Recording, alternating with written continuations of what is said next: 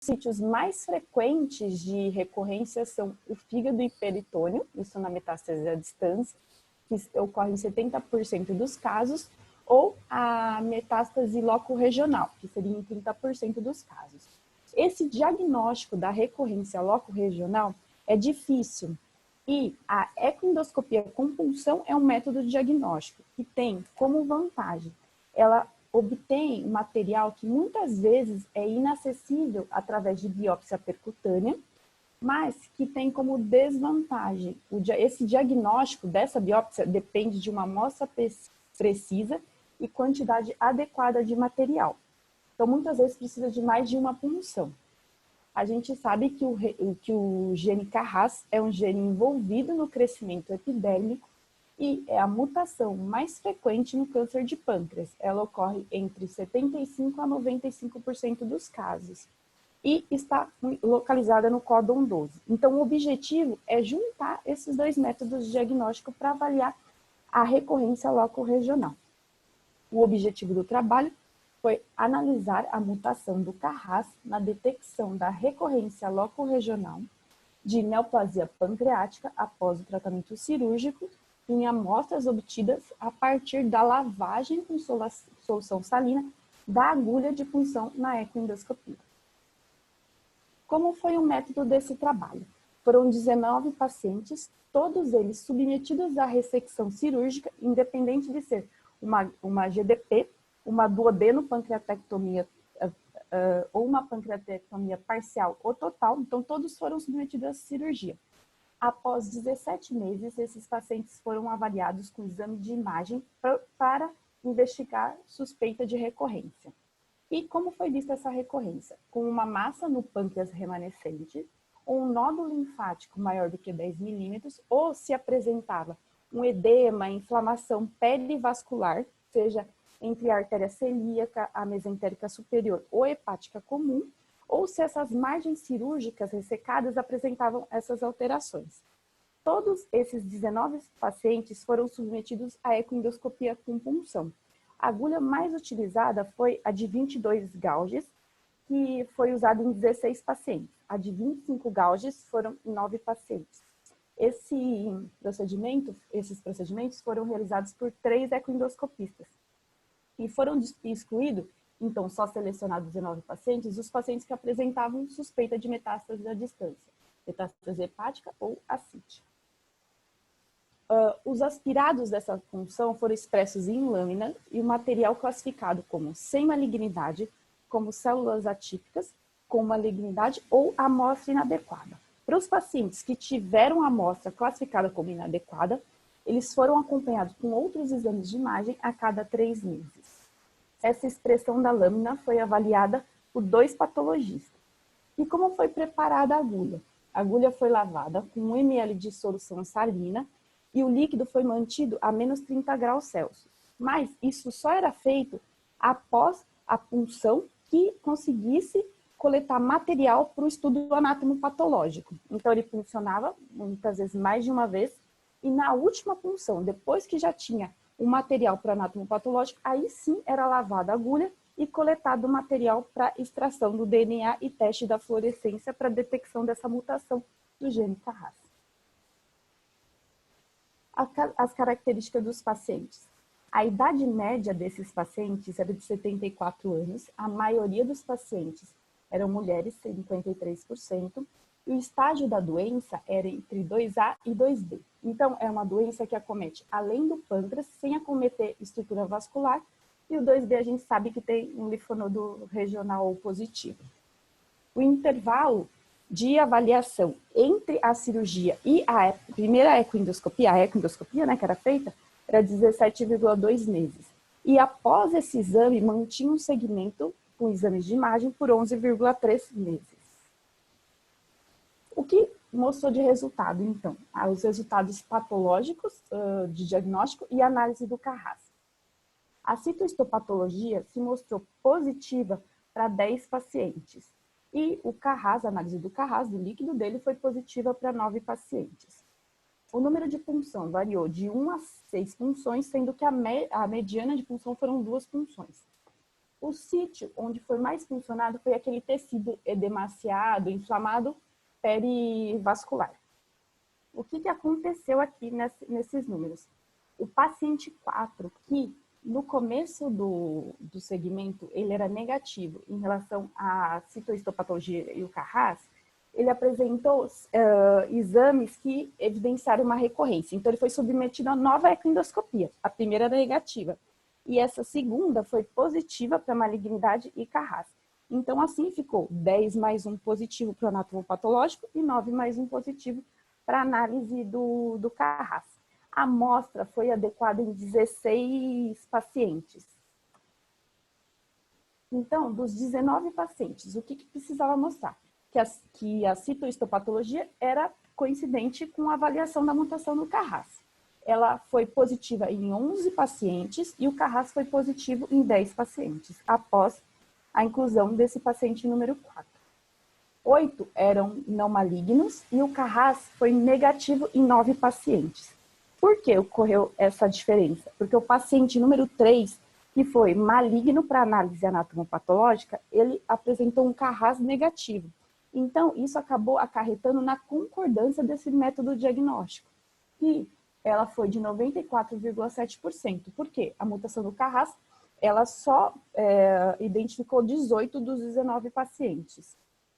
Esse método tem uma especificidade de 100%, porque acertou todos que eram negativos, e uma sensibilidade de 91%, que acertou 10 dos 11 pacientes. Como conclusão, então, do estudo? O estudo estabeleceu uma nova metodologia de análise da mutação do Carras. Então, a partir da lavagem de solução salina da agulha de ecoendoscopia.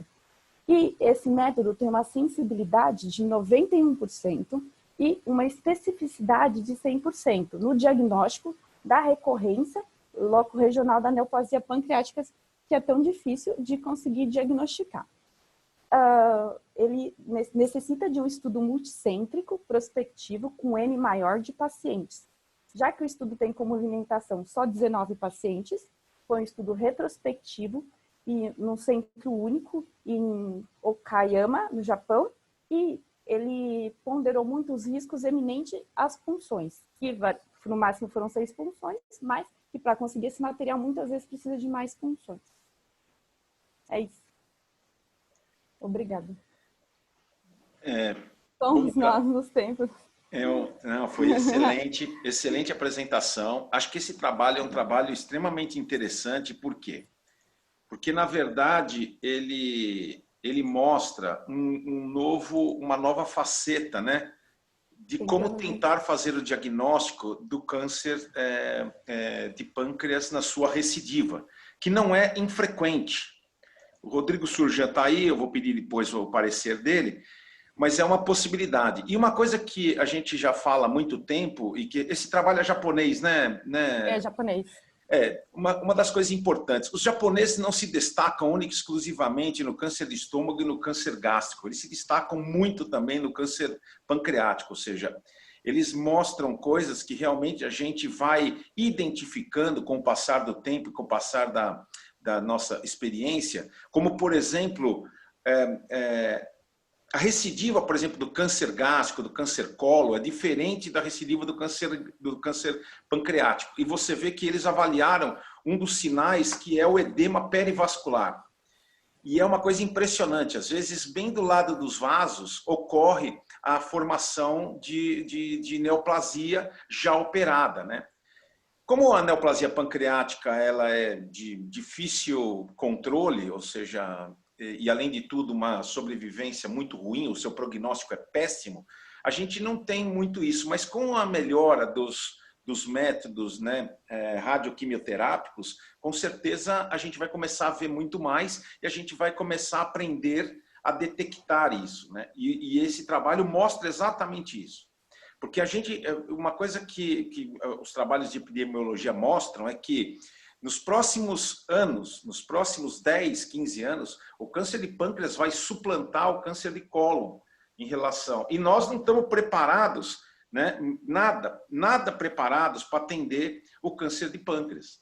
Então, eu acho que esse trabalho é um trabalho inicial, uma amostra muito pequena, mas que chama atenção para como a gente consiga, para como a gente pode fazer esse tipo de diagnóstico. Então, eu queria ouvir os pareceres do Fila, né, em relação a esse trabalho, em relação à citopatologia, em relação ao diagnóstico, né, por exemplo, ao Carras, e também queria ouvir o Surjan depois em relação a como que a gente pode avaliar essa neoplasia, o que ele acha, se existe alguma aplicabilidade clínica ou não em relação a isso nos pacientes com câncer operado. Bom dia, Fila. Tá escuro ainda aí, hein? Falha da iluminação aqui. O meu contra-regra esqueceu de iluminar. Falou. Escuta, gente, olha, eu vou puxar pela parte final do Celso, dizendo que o aumento da incidência do câncer pancreático vai ser um desafio e nós vamos ter que ter novas técnicas para facilitar o diagnóstico rápido. Agora, eu fiquei honestamente decepcionado com os japoneses neste trabalho, vou dizer por quê. Eles assumem a incapacidade da citologia deles de fazerem um diagnóstico numa lesão que era de em torno de 1 centímetro na recidiva. Então, isso me incomoda muito, quer dizer, aparentemente você joga a toalha em troca de um teste que uma máquina vai fazer o diagnóstico. Outra coisa é eles colocarem como câncer do pâncreas, quer dizer, só daqui a pouco eles vão chamar de CA, porque o adenocarcinoma ductal pancreático, sim, tem uma correlação muito grande com a mutação do Carras. Mas não os demais. Então, nós estamos falando de, vamos dizer, 85% dos casos, sim, adenocarcinoma ductal. Agora, a gente vê cada vez mais outros tipos de tumores na medida em que você passou a usar a técnica da punção ecoguiada. Outra coisa é esse teste no Japão custa em torno de $60. Não sei a quanto vai chegar aqui. Então, vamos lá. Se o SUS paga R$24 por um anátomo patológico, um convênio paga em torno de R$40, você jogar a técnica de detecção num país pobre como o nosso para a biologia molecular, neste momento eu acho um problema. Agora, claro, se isso estiver sendo feito no ambiente universitário, que você está desenvolvendo, futuro nós vamos ter a biópsia líquida, aí perfeito. Agora, você jogar isso para uma prática clínica, eu acho um contrassenso para quem está se dedicando a detectar lesões de menores que 1 centímetro no nosso dia a dia, tá certo? E outra coisa, não tinha nenhum patologista no trabalho. São todos do departamento de gastroenterologia. Não. Quer dizer, mandaram, algum patologista checou a biópsia, sim, mas, checou. Quer dizer, a forma pela qual está escrita não tem nenhuma estrutura anatomopatológica, nem citopatológica forte, né? Então, novamente, outro dia a gente já discutiu isso com o Rodrigo, que é a expansão dos tecidos peripancreáticos, né? Isso, sem dúvida, novamente, o pâncreas ele invade nervo e é por aí que recidiva na maior parte das vezes. A progressão através do ducto, do epitélio ductal, claro que acontece também, né? Mas essa recidiva loco-regional, na maior parte das vezes, é por invasão do estroma e nervo, tá? Axônico, periaxonal, perineural. Né? Então, desculpa ser repetitivo, olha, para a gente estar afeito a isso, para a gente fazer parte do desenvolvimento do futuro, que da biologia molecular detectando com procedimentos cada vez mais minimamente invasivos, ótimo, tudo bem. Você jogar isso para o dia a dia, neste momento, com os custos, para um país pobre como o nosso, não vejo sentido Perfeito, de você fazer isso. perfeito. Tá? Eu acho que realmente isso que o Filadélfio falou é importante. Eu queria ouvir um pouco o Rodrigo, o que é que ele pensa desse trabalho, o que é que ele pensa do diagnóstico em relação à recidiva, qual que é a experiência cirúrgica, né? Eu acho que ele poderia nos mostrar, principalmente porque a gente tem bastante alunos aqui, nos mostrar qual que é a experiência cirúrgica em relação à recidiva. Rodrigo, você está aí? Eu acho que o Rodrigo não está. Bom, então vamos dar continuidade. Marcos, alguém quer fazer? Desculpa, Celso, tô aqui. Pô, Tudo bem? fala, Rodrigo, tudo bem? Tô no carro aqui, perdão. Tudo bom, gente? Bom dia. Vamos. Bom dia. Alguns comentários só. Uma das coisas, complementando o Fila, eu sempre me perguntei também isso, a mesma coisa, né? Mas, principalmente, acho que nos países asiáticos, mas a gente acaba até se acostumando com isso, que, impressionantemente, eu acho isso impressionante, até no meio científico mesmo, em congressos, em artigos, realmente quando se fala em câncer de pâncreas, parece que é um sinônimo automático de adenocarcinoma ductal, né? Então, isso é uma expressão que esse trabalho também usou dessa forma, e realmente algumas vezes esses termos são utilizados como sinônimos, né? Concordo muito com o Dr. Philadelphia no seguinte sentido, acho que isso é um vislumbre para o futuro ou algo para fazer-nos pensar, né? Eu acho que esse artigo tem um lado interessante disso, né? Os japoneses trabalham também num ambiente completamente diferente do nosso. Esse é um ambiente altamente seleto em relação à aquisição de diagnósticos, de acompanhamento de pacientes, que às vezes é difícil no pós-operatório.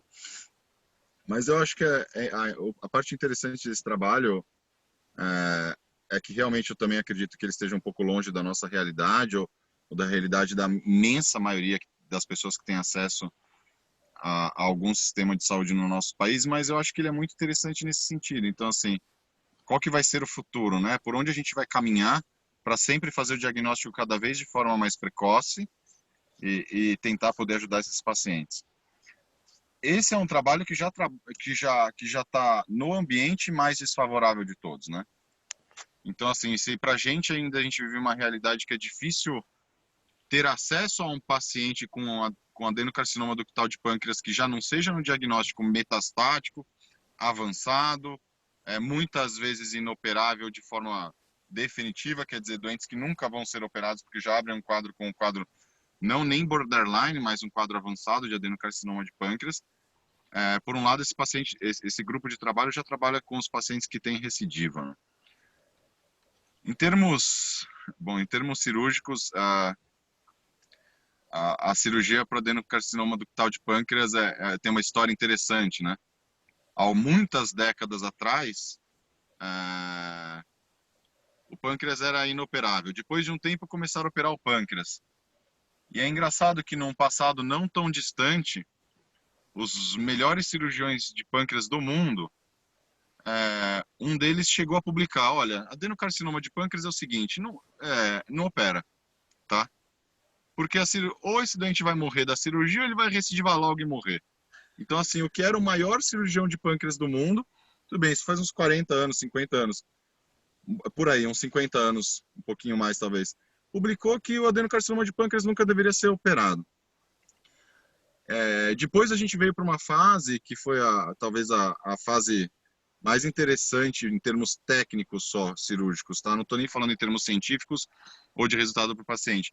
Que a gente começou a operar cada vez mais adenocarcinoma de pâncreas e até os avançados, com reconstruções vasculares, com ressecção de plexo celíaco, de tronco celíaco, com ressecção de porta.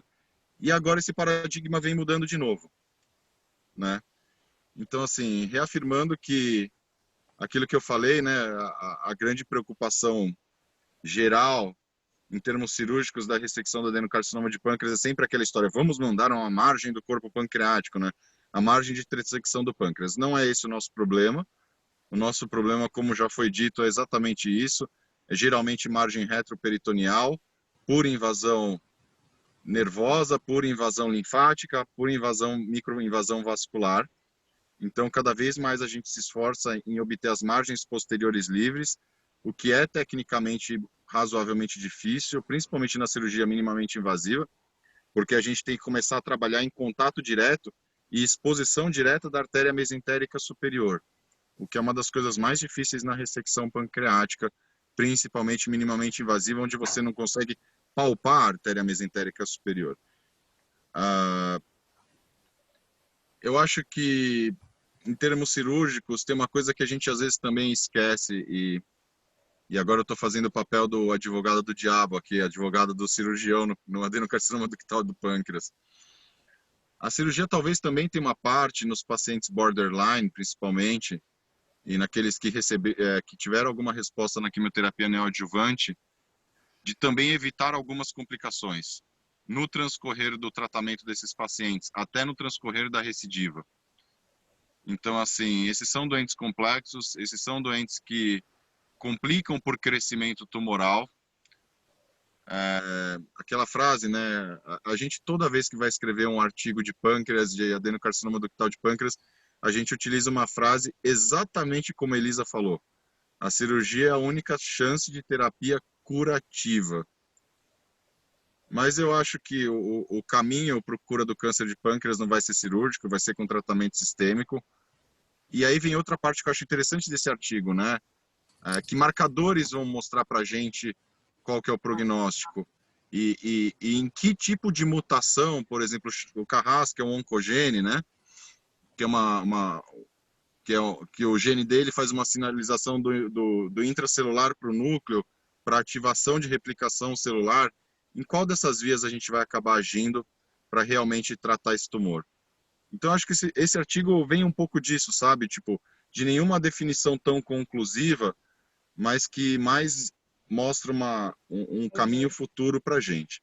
Hoje em dia, a gente ainda tem um pouco de dificuldade, sim, no diagnóstico das recidivas. A gente vai seguindo esses pacientes sempre com exames de imagem, mas não é também tão infrequente assim, por um período, a gente ficar na dúvida, olha, tem um pouquinho de espessamento junto da anastomose, olha, aquele retroperitônio ali está um pouquinho espessado, e a gente acabar tendo que seguir por um tempo esses doentes para ver se realmente acaba manifestando doença. Perfeito. Olha, obrigado, Surjan, pelos comentários, acho que extremamente interessante, e eu quero chamar a atenção para esse trabalho, para a gente terminar essa discussão, porque a gente já vai entrar no caso clínico, que para quem faz estadiamento por ecoendoscopia, e eu tenho certeza que para o cirurgião é importante, antes de ver mesmo, fazer a biópsia, avaliar a massa, nós temos que ver o retroperitônio. O retroperitônio é fundamental, eu já falo isso há muitos anos, é fundamental para o cirurgião.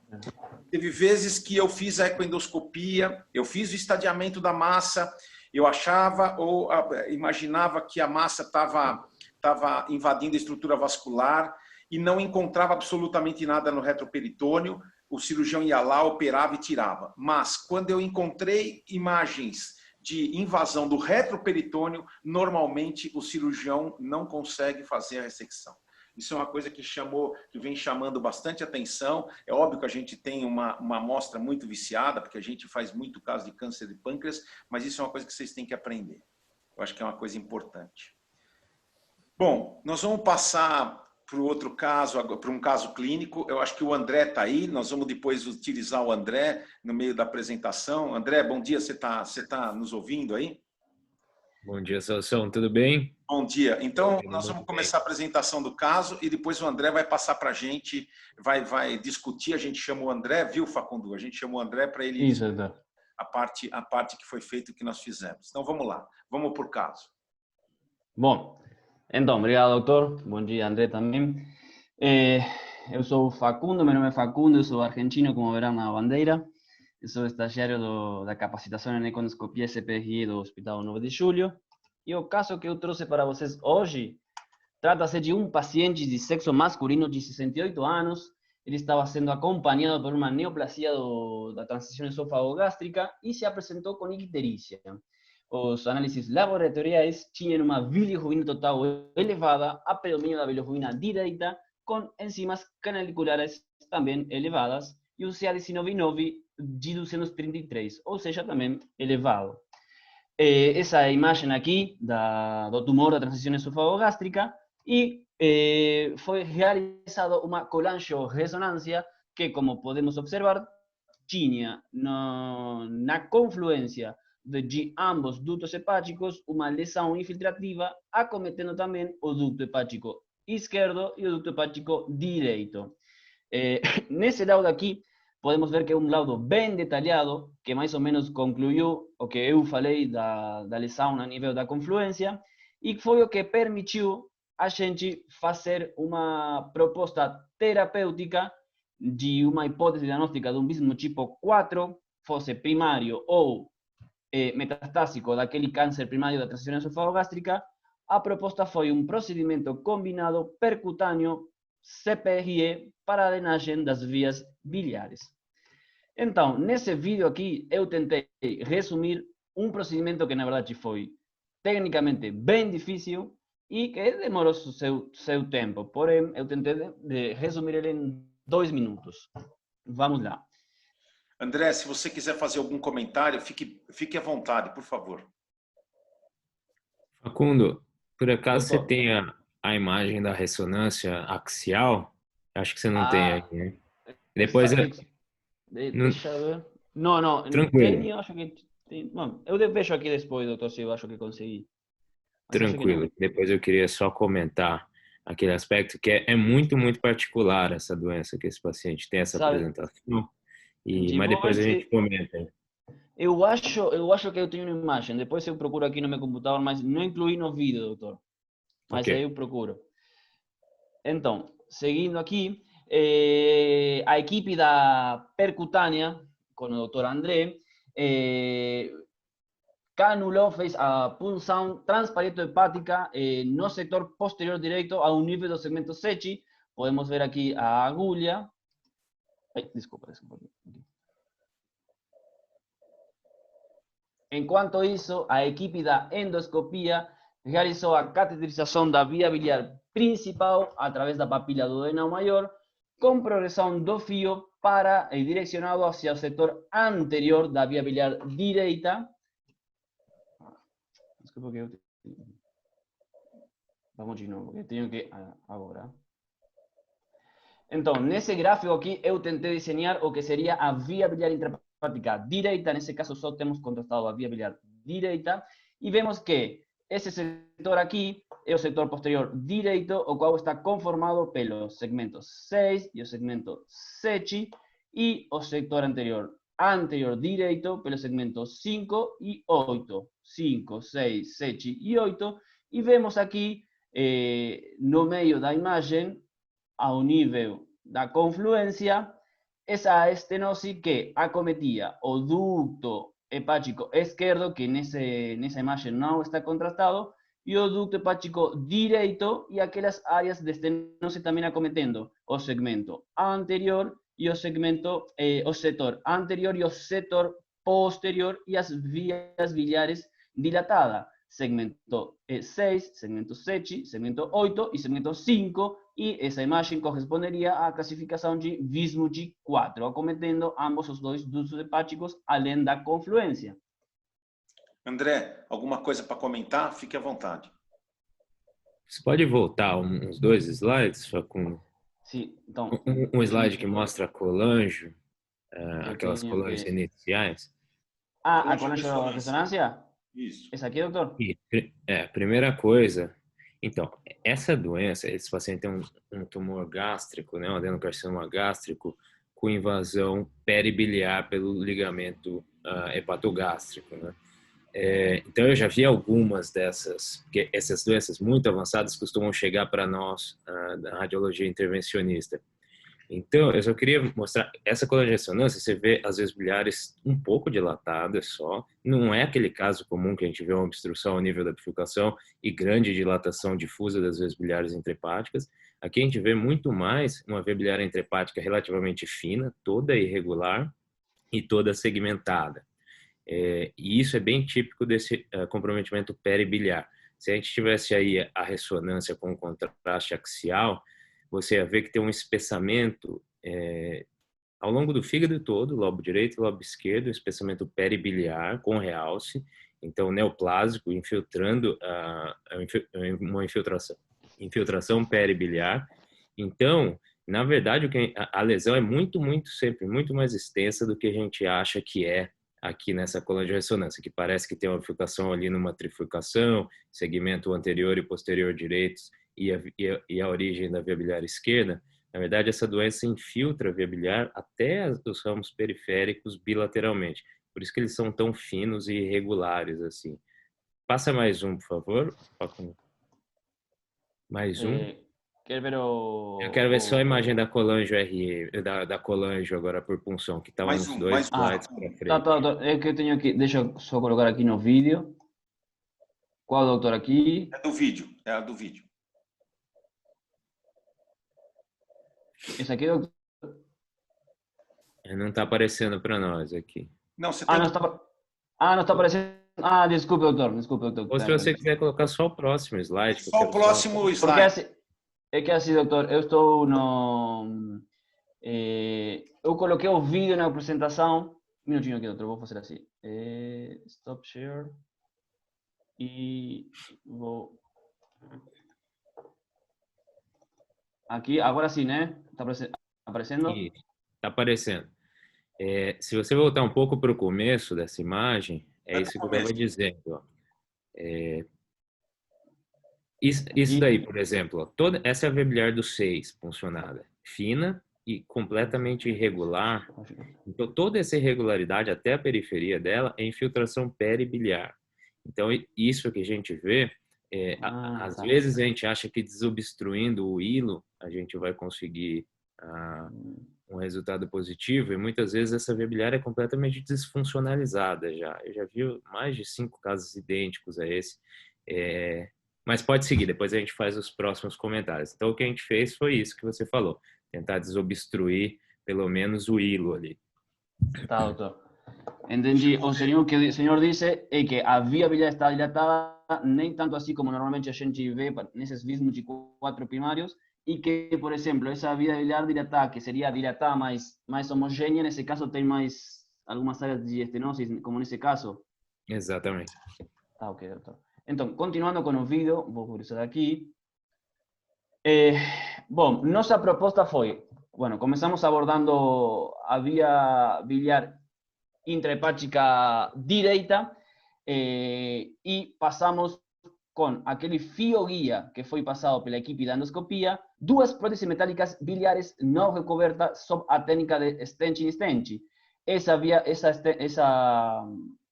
prótese que ficou mais, desculpa aqui, uma prótese que ficou transpapilar e uma prótese que ficou dentro dessa transpapilar mais proximal, que foi direcionada para o sector anterior. Infelizmente, não conseguimos direcionar uma prótese para o sector posterior.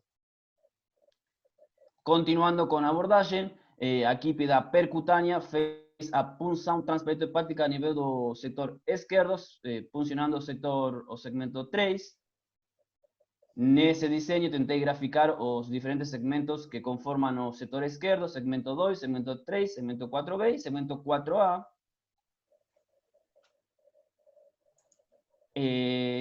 Houve uma tentativa, primeiro, de uma passagem de prótese metálica biliar sob a técnica de rendezvous. Porém, tivemos uma dificuldade que foi que a extremidade proximal da prótese metálica, essa prótese metálica aqui, ficou colocada intraestenose na hora de liberar ela, como podemos ver aqui nesse zoom, que seria essa extremidade proximal teria que ter ficado mais proximal, mais para essa área aqui dilatada. É por isso que foi optado por realizar uma passagem de um catéter biliar interno externo percutâneo de 8 French e meio. Então, baseado nesse gráfico inferior aqui do arquivo que eu vou apresentar depois, e tendo 3 setores principais do fígado, setor esquerdo, setor anterior direito, que aqui está errado, e o setor posterior direito, vemos que o setor esquerdo é responsável pelo 35% do volume total do fígado, o anterior 30% e o posterior 35%. No caso do nosso paciente, e baseado na drenagem que conseguimos fazer, drenamos o sector esquerdo, o sector anterior direito, e infelizmente não conseguimos drenar o sector posterior, e deu um total de 65% do volume hepático drenado no nosso, neste paciente. André, eu queria que você fizesse alguns comentários. Eu acho que você podia deixar correr esse vídeo desde o começo para o André ir comentando, Facundo. Tá, André, eu vou dando play e pausando, porque as imagens da colangio da radioscopia eram bem pequenas, por isso que eu não consegui fazer mais. Mas eu vou dando play aqui, doutor. Posso dar play? Pode dar play. Tá, ok. Então, é isso que a gente estava comentando. Esse é uma punção do segmento posterior direito, já todo infiltrado, fino, pode passar. Vocês conseguiram passar uma prótese de baixo para cima no segmento anterior direito, que geralmente são essas vias biliares do 8 e do 5, que geralmente elas ficam mais altas mesmo, onde está o guia, geralmente, pode passar. Isso, aí estou vendo de novo uma via biliar inteirinha infiltrada. A primeira prótese ali, que ela não é longa o suficiente, pelo menos para desobstruir a origem do segmento anterior direito, pode seguir. Por isso foi optado por colocar uma outra extensão mais para cima da prótese. Apesar dessa segmentação anterior e posterior direita, a gente viu um esvaziamento com essa prótese do segmento posterior direito também, e a gente via aí já nesse momento uma via biliar esquerda completamente segmentada também. Então o que eu estou vendo aí para o lado à esquerda do paciente da via biliar é um segmento 2, 3 e 4 também segmentados. Naquela imagem anterior dava para ver bem. O stent da esquerda aqui foi impossível progredir mais do que foi progredido aqui, mesmo a gente fazendo uma técnica de varal, né? Então puxando por cima, empurrando por baixo, o stent não passava transmalha e também por uma grande massa de tumor que ficava na origem do ducto esquerdo. Então, depois desse segundo stent, a esquerda não tinha um esvaziamento muito bom da esquerda, foi optado por fazer uma drenagem interna e externa, então, para esse paciente não fazer colangite do lobo esquerdo. Então, pode passar, não sei se tem uma imagem mais para o final, que mostra aí já. Isso. Aí dá para ver também que a via biliar direita tem o esvaziamento razoável, apesar daquela infiltração difusa, e o segmento esquerdo também drenado na medida do possível, lembrando que o segmento 4 é muito difícil de acessar pela via percutânea e também era segmentado. Então, a gente tem uma doença extremamente extensa aí, com uma drenagem tecnicamente, digamos assim, a máxima que dava para fazer. Mas eu quero lembrar de novo que isso é muito diferente de, por exemplo, estômago com obstrução linfonodal no hilo, que a obstrução é pontual, você consegue desobstruir por via percutânea ou endoscópica ou combinada, você consegue. Aqui, apesar de você conseguir esvaziamento razoável dos lobos direito e esquerda, essa via biliar é muito desfuncionalizada. Então, o prognóstico desses pacientes é muito, muito, muito ruim. Basicamente, essa apresentação que a gente viu, essa infiltração peribiliar difusa, é o fim da linha dessa apresentação de estômago. Então, o que é muito difícil, só que a gente vai comentar depois, é dizer para o paciente que não dá para fazer absolutamente nada, e também para oncologia que não dá para fazer mais químio, porque esse paciente chegou para nós com bilirrubina de 15 já. Então, não dava para fazer químio, não dava para fazer mais nada. Por outro lado, é praticamente intratável também essa disseminação peribiliar. Pode seguir aí, Fábio. Então, 3 dias após o procedimento, a bilirrubina continuou alta a um nível de 11 e foi optado por realizar uma redrenagem percutânea da via biliar direita, que nessas imagens podemos ver eu não esteve presente nesse procedimento. Você tem que tirar o filme. Tem que tirar o filme. Desculpe, doutor. E voltar para o diapositivo. Engine. Stop share.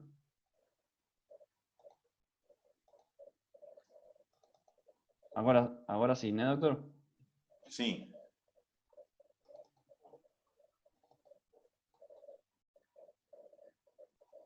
Três dias após, como eu falei do procedimento, a bilirrubina continua aumentada, por isso que foi optado por realizar uma redrenagem percutânea.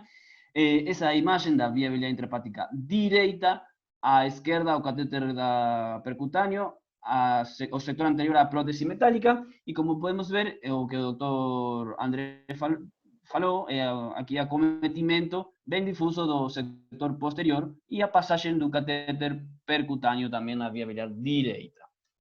Bom, não sei se o doutor André, ou se deixa o André terminar, porque o André tem acompanhado o paciente agora, né, André? Como é que está a situação?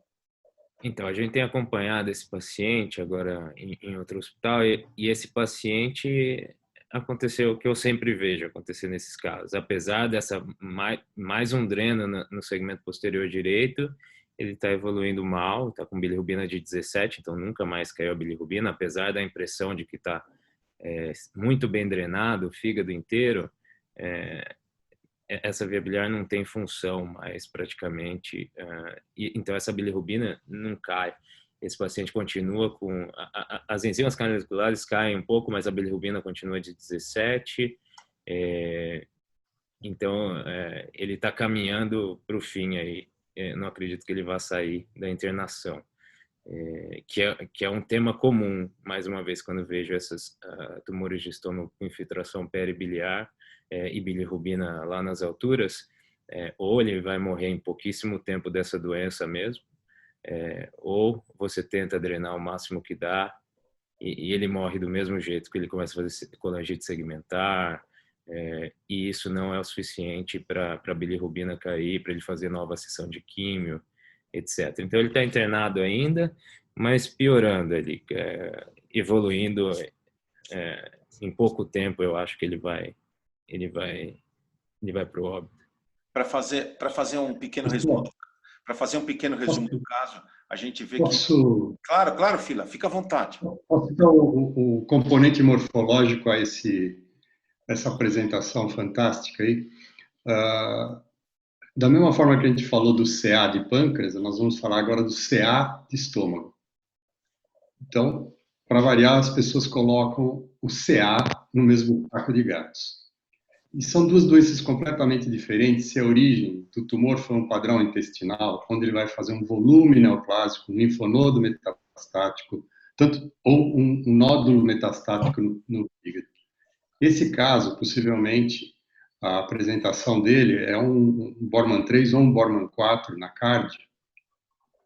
Portanto, é uma lesão que, em algum momento, ou na mucosa ou na invasão, ele é constituído por células em anel de Sinnett.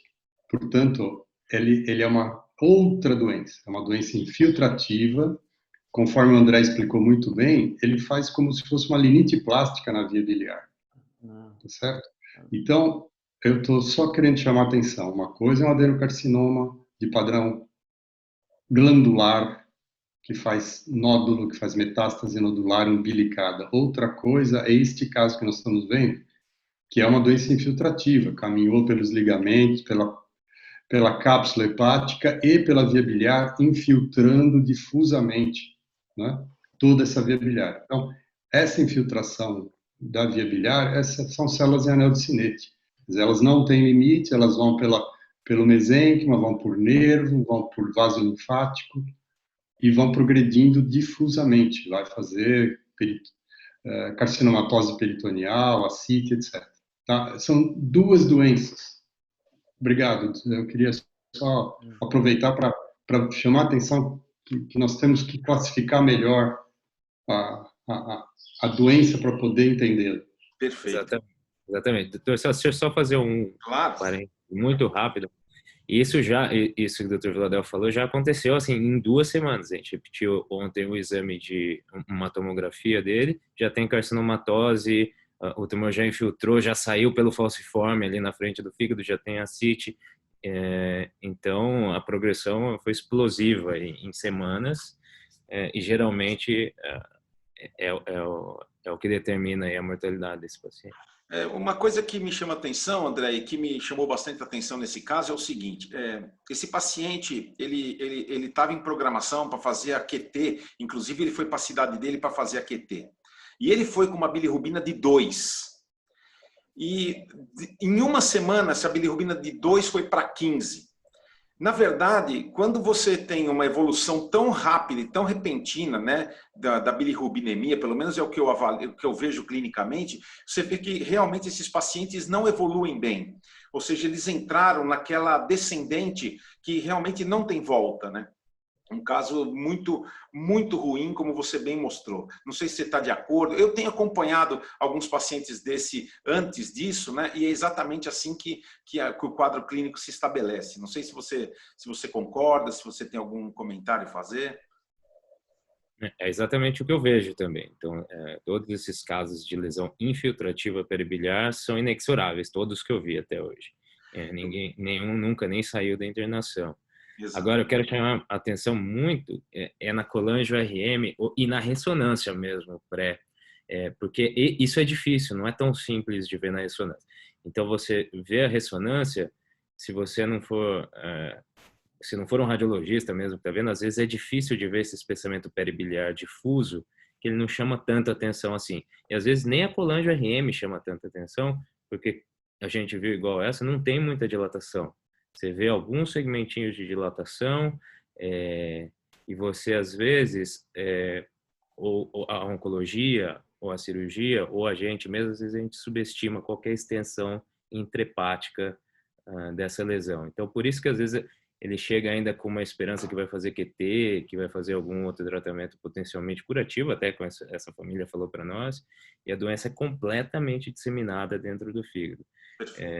E isso aparece na ressonância pré, mas é difícil de ver, não é tão simples assim. Perfeito.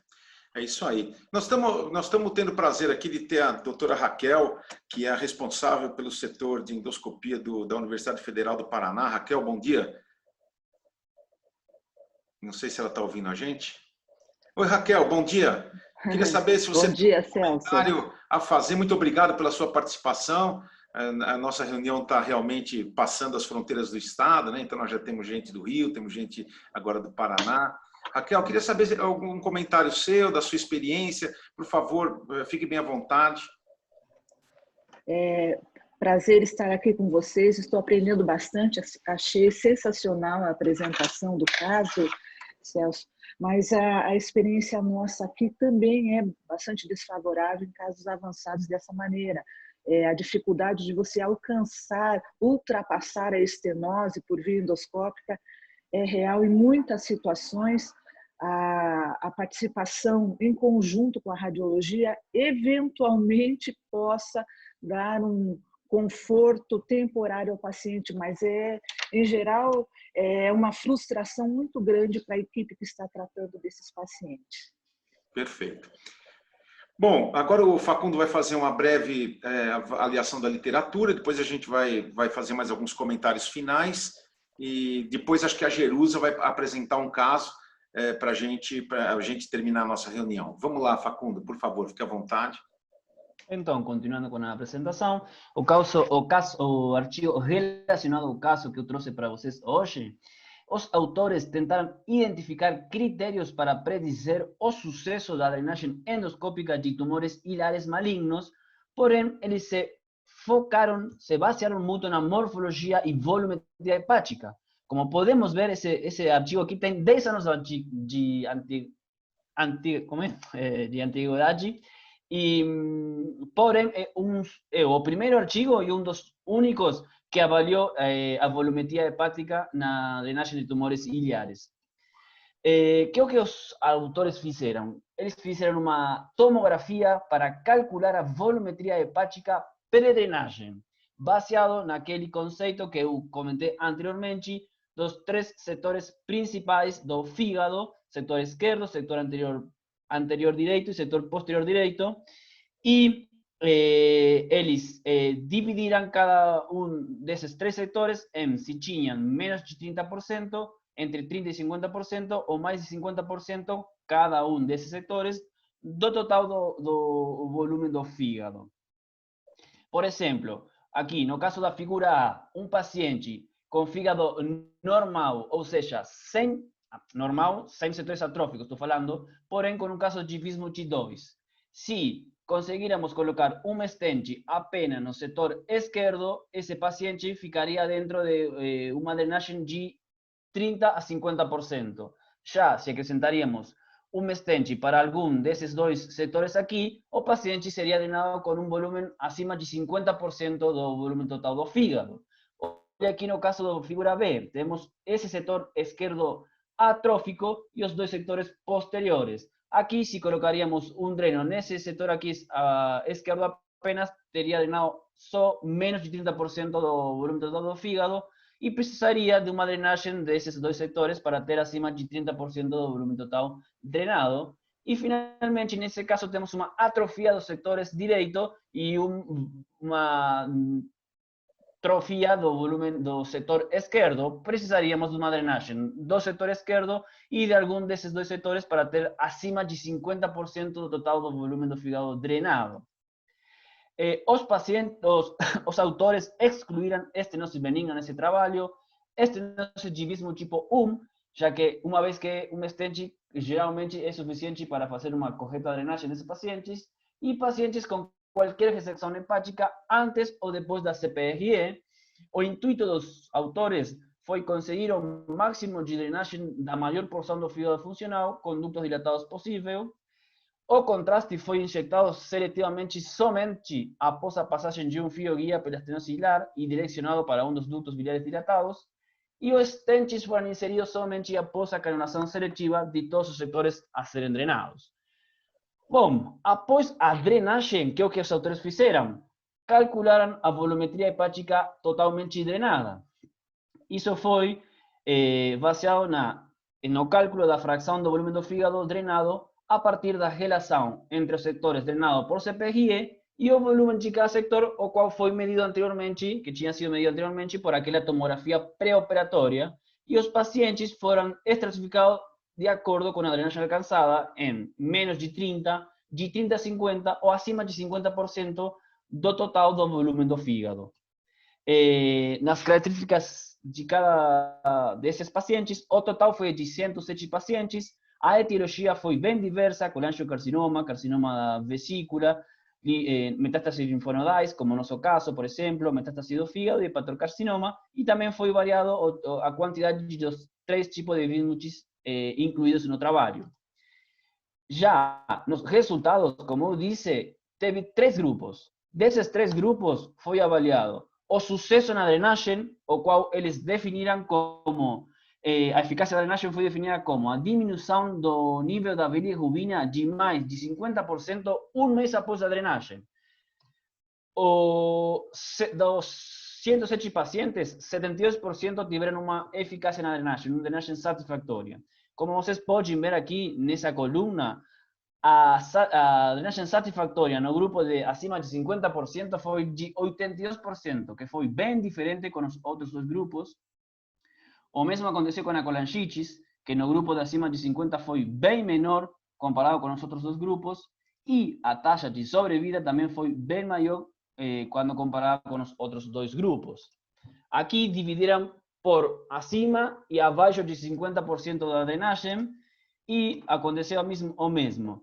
82% de drenagem efetiva no grupo de acima de 50%, significativamente con diferencia significativa cuando comparado con el grupo abajo de 50%, menos tasa de colangitis no grupo de acima de 50 y mayor tasa de sobrevida.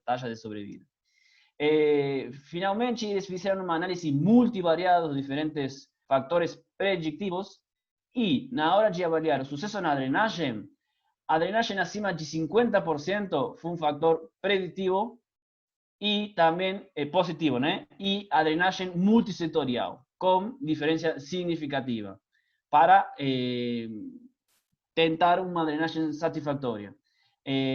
a respeito da colangites, a drenagem acima de 50% foi um fator protetor para diminuir a possibilidade de colangites, e a drenagem de um setor atrófico foi um fator negativo. O que quer dizer com isso aqui? Que em caso de pacientes com setor atrófico, em aqueles pacientes que tinham setor atrófico e foram drenados, a taxa de colangite foi maior quando comparados com aqueles pacientes que tinham setor atrófico e não foram drenados. E também o fator negativo foi que sejam tumores biliares. Porém, esse dado aqui tem um pouco de viés, uma vez que muitos desses pacientes já tinham tido uma tentativa prévia e foram encaminados para um centro de referência, inclusive alguns deles já tinham tido uma colangitis. E, finalmente, a respeito da taxa de sobrevida, um fator protetor foi a drenagem acima de 50%, e pacientes que fizeram quimioterapia também tiveram maior taxa ou maior índice de sobrevida. Um fator negativo foi a presença de ascites. Pacientes com ascites tinham menos porcentagem, menos taxa de sobrevida, finalmente.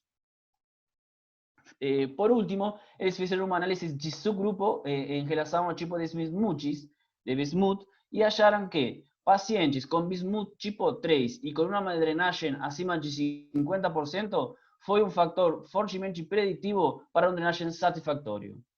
Porém, o que aconteceu com o nosso paciente, em pacientes com bismuth tipo 4, mesmo assim tendo uma drenagem acima de 50%, não foi um fator preditivo positivo para um sucesso na drenagem do paciente. Qual é a informação mais importante desse trabalho? Então, drenar mais de 50% do volume do fígado pareceria ser um forte fator para o sucesso na drenagem, que prolongaria a sobrevida após a drenagem endoscópica em estenoses biliares malignas, especialmente em bismuth tipo 3. Outros dos pontos fortes do trabalho é que em pacientes de bismuth tipo 4 é menos provável e talvez menos útil ter sucesso na drenagem de mais de 50% do volume do fígado, porque por todo aquilo que falou o Dr. Fila, o Dr. André, que a maioria das vezes já tem um acometimento bem difuso, e o que os autores propuseram nesse caso ter uma tomografia pré-CPG para escolher os sectores para drenar com o maior volume funcional nesses casos. Evitar também drenar setores atróficos, uma vez que pareceria ineficaz e aumenta o risco de colangite. E os dados que os autores publicaram é que na casuística deles tinham 43% dos pacientes com algum setor atrófico. Muito obrigado.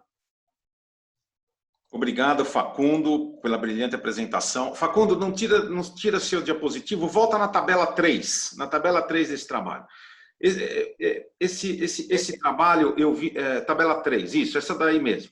Esse trabalho eu vi na apresentação do DDW em acho que foi 2009, alguma coisa assim. Esse trabalho é 2010, né, Facundo? 2010, doutor. Uma coisa que me chamou muito a atenção e que realmente eu venho discutindo muito, o papel da endoscopia nos bismuth 4. E se vocês olharem aí na tabela 3, esse bismuth stage 2, 3 e 4, vocês vão ver que mesmo quando a drenagem é maior do que 50%, se conseguiu sucesso em apenas 8%. Ou seja, o fato de você drenar muito, drenar um grande volume do fígado, não quer dizer que você vai ter sucesso. E, na verdade, isso é uma coisa que me chamou bastante atenção e exatamente aquilo que conclui e é exatamente aquilo que mostra o nosso caso. Ou seja, um bismuth 4, ou seja, superior até a 4, a chance de você conseguir sucesso é praticamente nula por endoscopia. Por isso que eu, há muitos anos, e o André sabe disso, eu tenho entrado quando eu vejo um caso como esse, eu tenho entrado com a drenagem percutânea. Justamente para quê? Para não deixar o paciente com a drenagem interna e externa e tentar, através do rendezvous, através da técnica de varal, tentar colocar próteses para drenar a maior quantidade de volume hepático possível. Eu não sei se o André queria comentar alguma coisa a respeito disso. Se você puder comentar alguma coisa, André, fica bem à vontade. Sim, sim. Esse artigo é clássico aí para nós. Ele tem alguns conceitos, mas você vê, o grande limite que a gente tem para tratar essas doenças é a segmentação difusa intrahepática. Então, quando você não consegue acessar tecnicamente boa parte, ou pelo menos as áreas que não estão atróficas, você sempre vai ter problemas. Você vê aí na sua tabela que você mostrou, na tabela 3 mesmo quando nesse grupo que ele estratificou, que drenou mais que 50%, ainda assim a incidência de colangite é 30%, vocês estão vendo aí. E isso porque esse endpoint que ele colocou é com 1 mês, tá? A gente acompanha esses pacientes por muito mais tempo. Paciente com doença disseminada no fígado é sempre a mesma coisa. Você drena o máximo que dá para drenar, põe as próteses ou os stents no máximo de segmento que você consegue colocar, mas a colangite vem mais cedo ou mais tarde, seja colangite segmentar ou 6 meses depois, se o paciente sobreviver, porque começa a ter disfunção dos stents. Então, no segmento de mais longo prazo desses pacientes, todos vão recidivar com colangite e todos vão morrer depois de colangite intratável. Então, esse é um conceito interessante. Outro conceito interessante é que a gente nunca mexe mesmo nesses segmentos atróficos. Então, é comum nessas doenças mais avançadas, que tem obstrução biliar e também trombose segmentar de porta de alguns segmentos e leva a atrofia de alguns segmentos, esses segmentos já não têm mais função e o melhor a fazer é deixar esses segmentos quietos ali e não mexer. Mas eu queria chamar a atenção, o principal que eu vejo é isso. Paciente com doença muito extensa, a possibilidade de você conseguir tecnicamente uma desobstrução efetiva é muito baixa, às vezes é temporária, você consegue tirar o cara daquele processo agudo de colestase ou às vezes colangite, mas se você seguir um pouco mais esses pacientes com doença avançada, eles vão recorrer de colangite, colestase, e vai ser o fim da doença deles, isso aí. Mas é isso. É comum que chegue para a radiologia intervencionista essas doenças muito avançadas e a gente faz o possível, e normalmente o possível é assim, tentar drenar o lobo esquerdo, os segmentos anterior e posterior direitos, que o tronco da direita é mais curto, então normalmente a lesão próxima do hilo ali segmenta a via biliar direita mais cedo do que a esquerda. Mas para além disso, os resultados são sempre muito ruins porque a doença é muito avançada. E aí não importa o método ou a técnica que você use, o desfecho ou o resultado é ruim mesmo por conta da doença.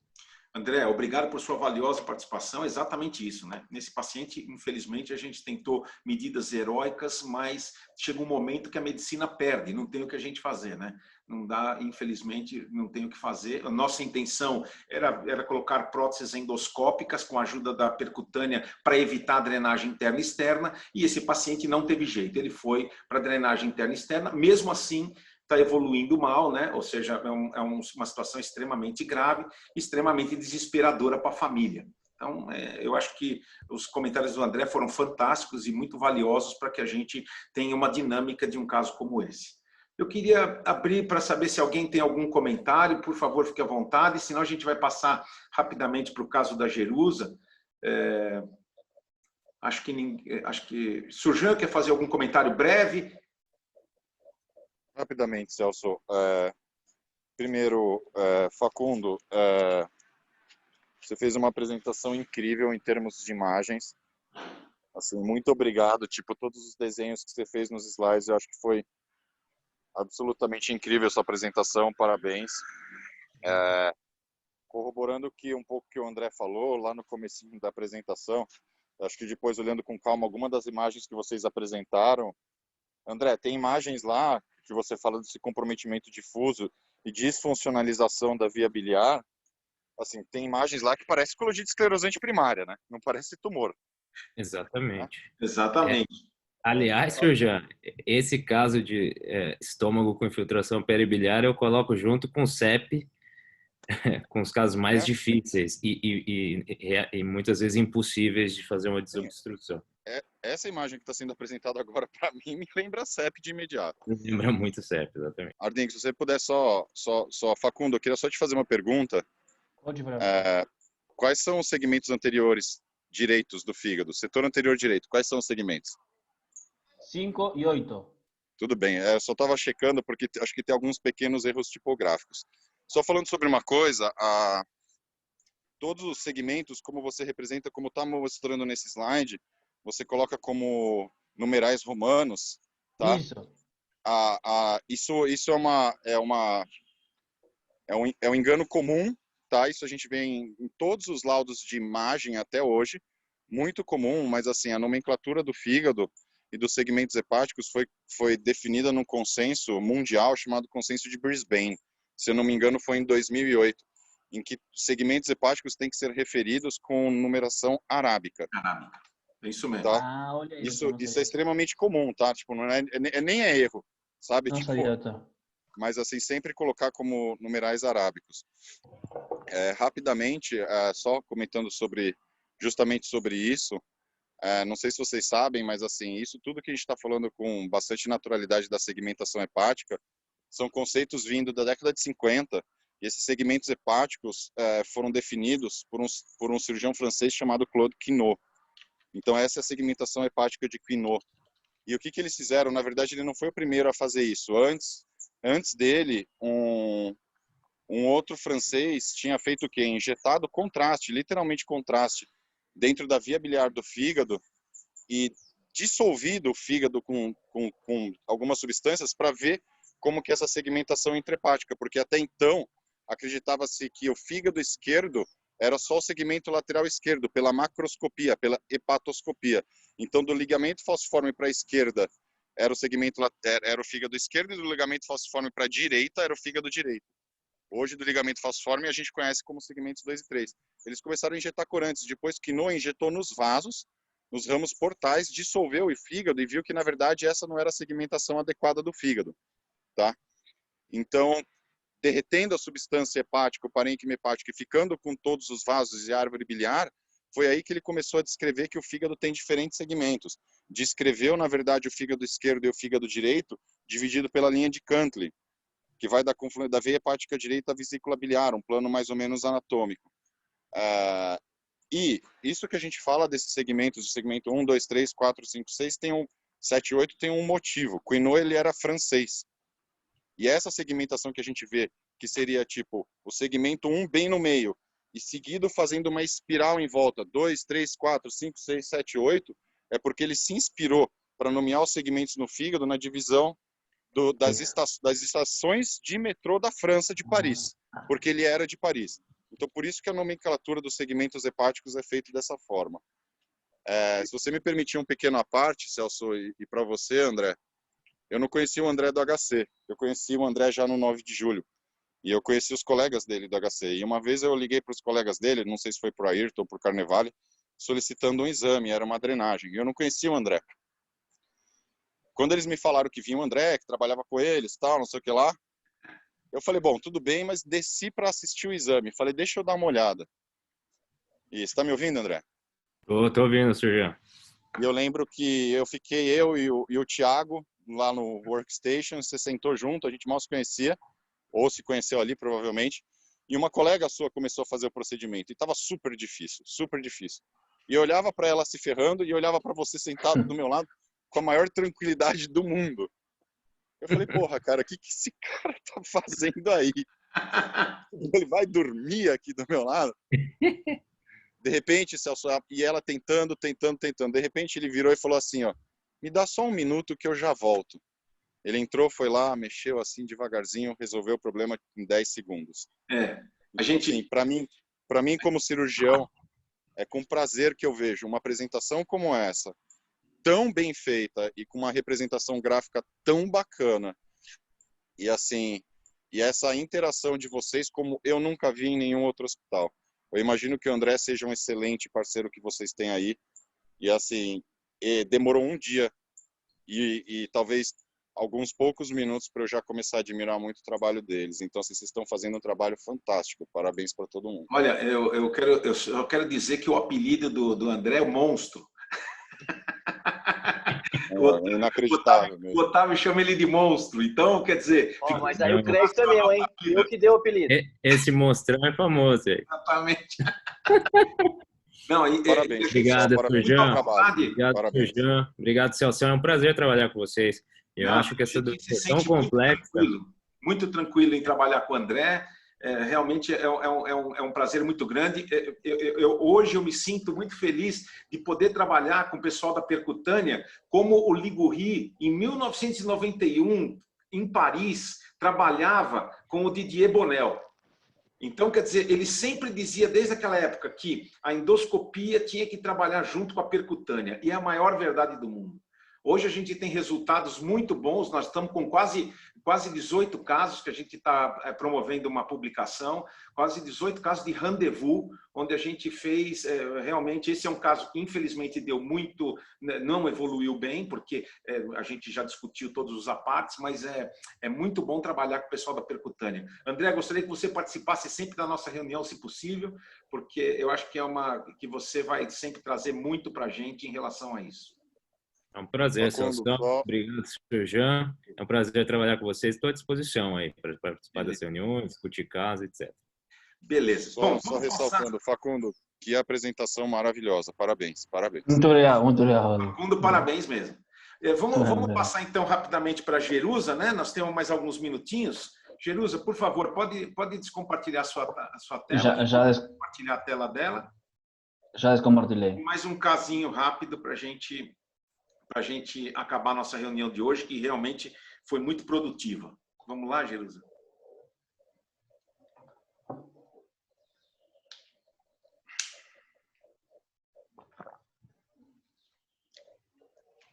Pode compartilhar, Jerusa.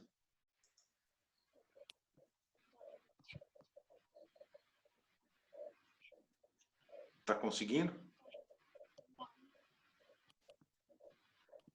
É só você entrar no Share Screen, clica nele, aí vai aparecer a tela, vão aparecer as telinhas e você entra na apresentação.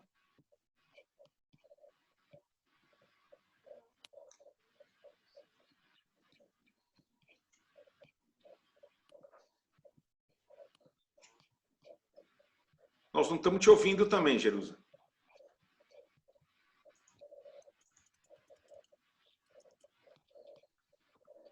Oi, tá me ouvindo? Sim, agora sim. Só não estamos vendo a sua tela. Não estou conseguindo compartilhar.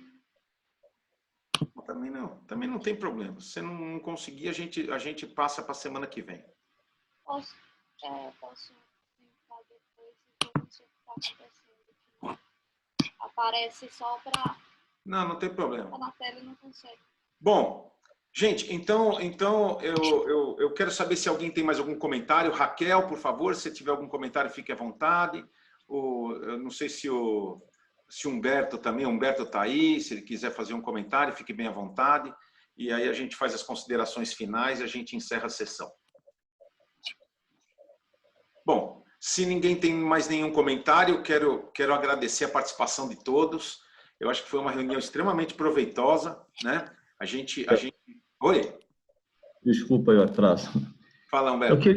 Na verdade, queria parabenizar as apresentações e gostaria, como a gente não tem aqui no interior do estado do Rio, a radiologia intervencionista, então eu queria perguntar para você e para os demais colegas, nos casos de avançados, como na maioria das vezes o que fazer via endoscópica? Ou seja, se conseguir passar o fio para um setor, para um lado, põe uma prótese e sai para evitar colangite, ou fica tentando por mais tempo, quer dizer, na prática, né?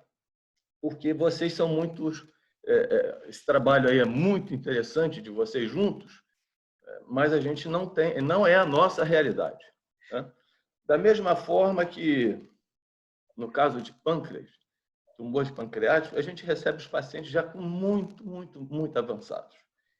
E não é diferente para os casos de tumores na localização hilar.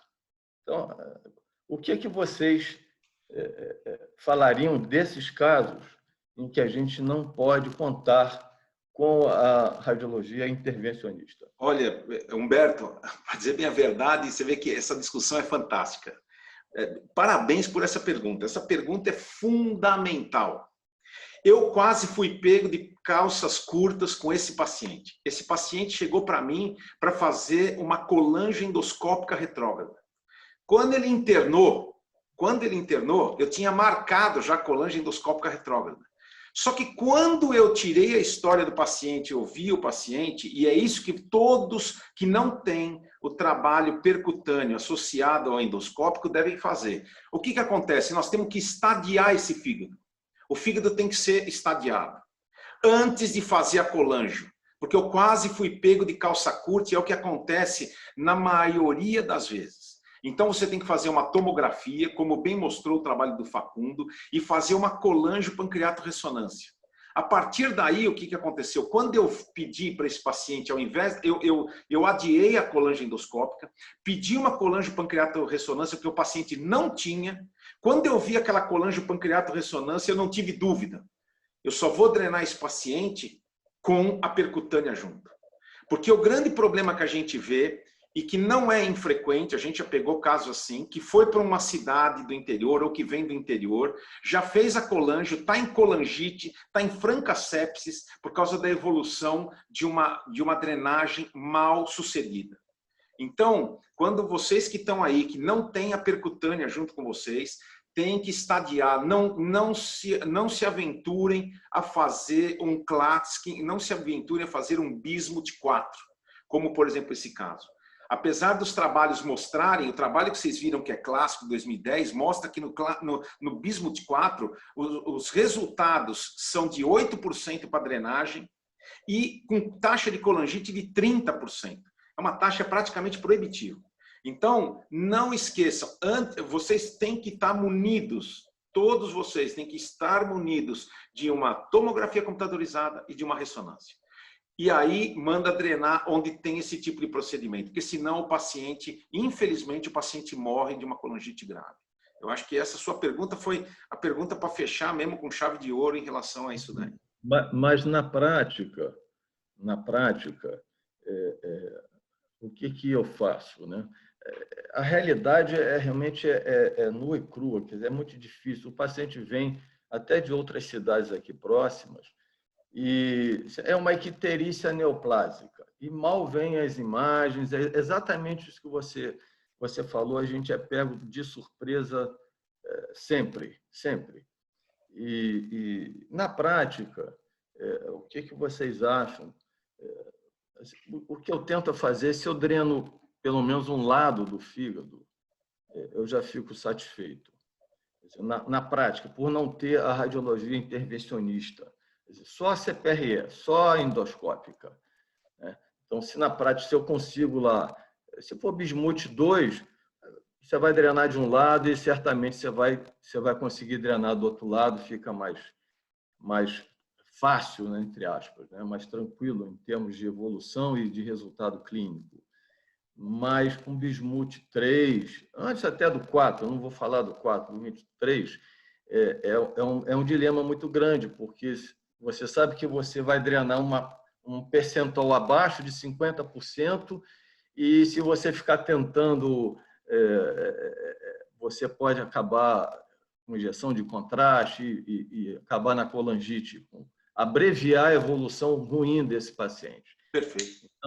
Então, na prática, eu faço isso. Não sei se todos vocês aqui que estão presentes concordam, porque vocês são muito felizardos em ter o André e a equipe ao lado para fazer esse tipo de procedimento combinado. Eu volto a dizer, eu acho que em todas as cidades, qualquer cidade hoje, por menor que seja, ela tem uma boa tomo e ela tem também uma boa ressonância. Se você não recebe imagens, você tem que ter esses 2 exames para você planejar o que você vai fazer. Porque, gente, se vocês injetarem contraste na via biliar e não drenar, esses pacientes vão indubitavelmente morrer de colangite. Então, isso é uma coisa que eu bato na tecla e digo, tem que ter um planejamento pré-op. Não pode simplesmente chegar lá, pedir uma colange neoplásica, o cirurgião pedir uma colange neoplásica, não tem uma toma, não tem uma ressonância. Realmente, se acontecer algum problema do ponto de vista jurídico, você não tem como escapar. Não tem como escapar, gente. Entendeu? Porque você entrou lá, injetou contraste e não conseguiu drenar. E vão perguntar fatalmente se você tinha um planejamento, se você tinha visto antes, e você não viu antes. Então, eu já tive a oportunidade de até participar em avaliações do próprio CRM desse tipo de problema. Então, a gente tem que ter muito cuidado com isso. Eu acho que essa é a principal mensagem que essa reunião de hoje dá para a gente. E a sua pergunta, para mim, foi fantástica em relação a isso. Raquel, você quer fazer algum comentário? Estou vendo que você está fazendo assim com a cabeça. Tá? Isso mesmo, Celso. Eu concordo com você. É bem verdade que nós temos uma realidade de estarmos em capital, que temos na equipe um radiologista intervencionista. Mas, em qualquer situação, a avaliação pré-operatória é fundamental para você se preparar. Você tem que estudar, você tem que ir para colange sabendo que lado que você tem que intervir primeiro. Eu acho que é fundamental esse conhecimento por ressonância e pela tomo. Concordo plenamente com você. É isso aí. Gente, alguém tem mais algum comentário? Se puder, se não tiver. Bom, então, olha, muito obrigado pela participação de todos. Nós tivemos aqui uma participação praticamente no máximo em torno de 25 pessoas. Eu agradeço a participação de todos. Raquel, passa essa reunião todas as terças-feiras, a gente faz. Pode passar para os residentes. Humberto, fique à vontade para passar para quem você quiser. O Wilson também estava aí. Eu quero agradecer a participação de todos e uma boa semana a todos, tá? Até a semana que vem. Um abraço para todo mundo. Tchau para vocês. Pessoal, até logo. Bom dia. Bom dia para todos. Um abraço. André, muito obrigado.